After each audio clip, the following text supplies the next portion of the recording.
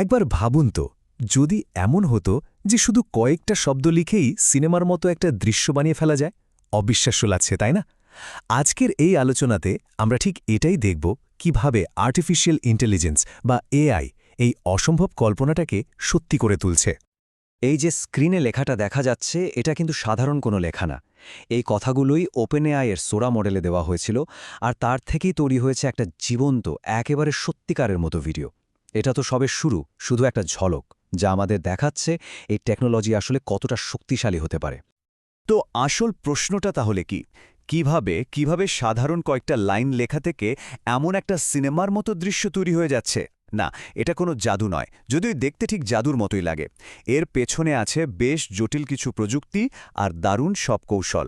চলুন আজ সেগুলোই এক এক করে জেনে নেওয়া যাক। আজকের আলোচনাতে আমরা কি বিষয় দেখব তার একটা ছোট্ট ম্যাপ এটা। আমরা এআই ভিডিওর নতুন দিগন্ত থেকে শুরু করে এটা কিভাবে কাজ করে, কি টুলস আছে, আর কিভাবে নিজের প্রথম ভিডিও বানানো যায় সব দেখব। অবশ্যই এর সীমাবদ্ধতা আর ভবিষ্যৎ নিয়েও কথা বলবো। তো আর দেরি না করে চলুন শুরু করা যাক।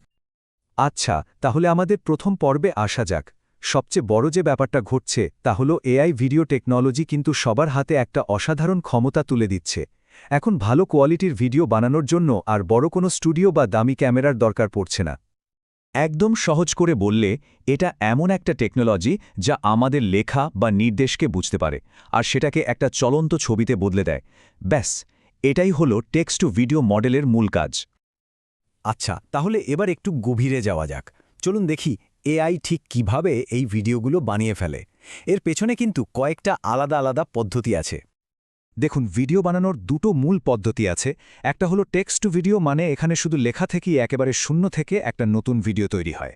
আর দ্বিতীয়টা হলো ইমেজ টু ভিডিও, যেটা একটা স্থির ছবিকে অ্যানিমেট করে, মানে নড়াচড়া করিয়ে জীবন্ত করে তোলে।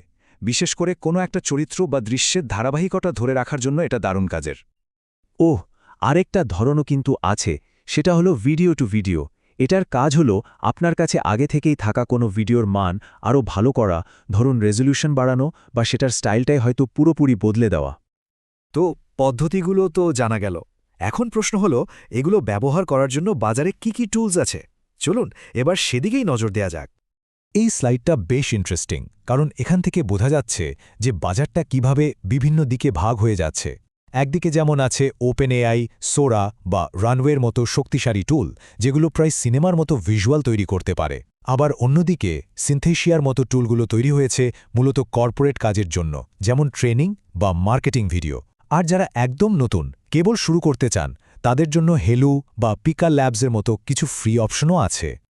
অনেক তো তত্ত্ব কথা হলো, এবার চলুন একেবারে হাতে কলমে ব্যাপারটা দেখি। কিভাবে নিজের প্রথম এআই ভিডিওটা বানানো যেতে পারে তার একটা সহজ প্রক্রিয়া ধাপে ধাপে দেখে নেওয়া যাক। এটা যে কেউ শুরু করতে পারবে। যে কোনো এআই ভিডিও বানানোর প্রক্রিয়াকে আমরা মোটামুটি 4টে সহজ ধাপে ভাগ করে নিতে পারি। প্রথমত, একটা গল্প বা আইডিয়া ভাবা, আর সেটার জন্য একটা প্রম্পট লেখা। দ্বিতীয়ত, সেই গল্পের উপর ভিত্তি করে একটা ছবি জোগাড় করা বা তৈরি করা। তৃতীয়ত, ওই ছবিটাকে অ্যানিমেট করা। আর সবশেষে সেটাকে এডিট করে ফাইনাল রূপ দেওয়া। প্রত্যেকটা ধাপের জন্যই কিন্তু এখন দারুণ সব টুলস আছে। যেমন গল্পের আইডিয়া বা প্রম্পট লেখার জন্য চ্যাটজিপিটি বা কোপাইলট ব্যবহার করা যায়। ছবির জন্য পিন্টারেস্ট থেকে কিছু খোঁজা যায়, অথবা কোনো এআই ইমেজ জেনারেটর দিয়ে বানিয়ে নেওয়া যায়। এরপর ছবিটাকে জীবন্ত করার জন্য হেলুও বা পিক্সভার্সের মতো টুল তো আছেই। আর সবশেষে ছোট ছোট ক্লুপগুলোকে জোড়া দেওয়া, সাউন্ড যোগ করা বা ওয়াটারমার্ক সরানোর জন্য ক্যাপকাটের মতো মোবাইল অ্যাপই যথেষ্ট। এতক্ষণ তো আমরা এই প্রযুক্তির দারুণ সব সম্ভাবনা নিয়ে কথা বললাম, কিন্তু এবার একটু বাস্তবতার দিকেও তাকাতে হবে, কারণ এর কিছু সীমাবদ্ধতা আছে, আর কিছু খুব জরুরি প্রশ্ন উঠে আসছে, যেগুলো আমাদের সবার জানা দরকার। bdnews24.com-এর এই লাইনটা খুব গুরুত্বপূর্ণ। এআই এখনও নির্ভুল নয়। এই কথাটা আমাদের মনে করিয়ে দেয় যে এই প্রযুক্তিটা দারুণ হলেও এখনও একটা নিখুঁত নয়, আর এর সীমাবদ্ধতাগুলো সম্পর্কে আমাদের একটা স্পষ্ট ধারণা থাকা উচিত। টেকনিক্যাল দিক থেকে দেখলে এখনও বেশ কিছু সমস্যা আছে। যেমন ভালো কোয়ালিটির ভিডিও বানাতে প্রচুর কম্পিউটিং পাওয়ার লাগে। অনেক সময় এআই আমাদের নির্দেশ বা প্রম্পট ঠিকমতো বুঝতে পারে না, ফলে অদ্ভুত সব জিনিস তৈরি হয়। মানুষের হাত বা কোনো লেখার মতো সূক্ষ্ম ডিটেলস প্রায় ঘেটে যায়। আর মাঝে মাঝে তো ফিজিক্সের নিয়মকানুনও ঠিকমতো মানে না, মানে চরিত্র বা জিনিসপত্র অস্বাভাবিকভাবে নড়াচড়া করে। শুধু টেকনিক্যাল সমস্যাই নয়, এর সাথে জড়িয়ে আছে কিছু খুব বড় নৈতিক প্রশ্ন। যেমন, এই প্রযুক্তি ব্যবহার করে খুব সহজে ভুয়া ভিডিও বানিয়ে ভুল তথ্য ছড়ানো যেতে পারে, কারো অনুমতি ছাড়া তার মতো দেখতে চরিত্র তৈরি করা হতে পারে, যা খুবই বিপজ্জনক।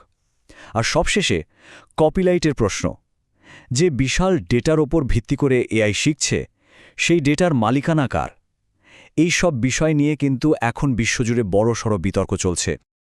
তাহলে সবশেষে চলুন ভবিষ্যতের দিকে তাকানো যাক। এই প্রযুক্তি আমাদের সৃজনশীলতার জগৎটাকে কিভাবে বদলে দিতে চলেছে সেটা একটু ভাবা যাক।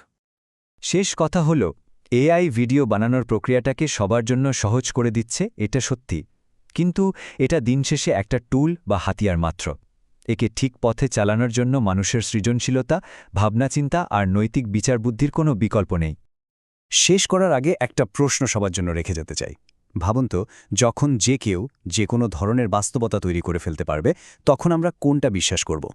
এই প্রযুক্তি আমাদের গল্প বলার ধরন আর সত্যি মিথ্যার ধারণাকে কিভাবে বদলে দেবে, তার উত্তর হয়তো ভবিষ্যতে দিতে পারবে।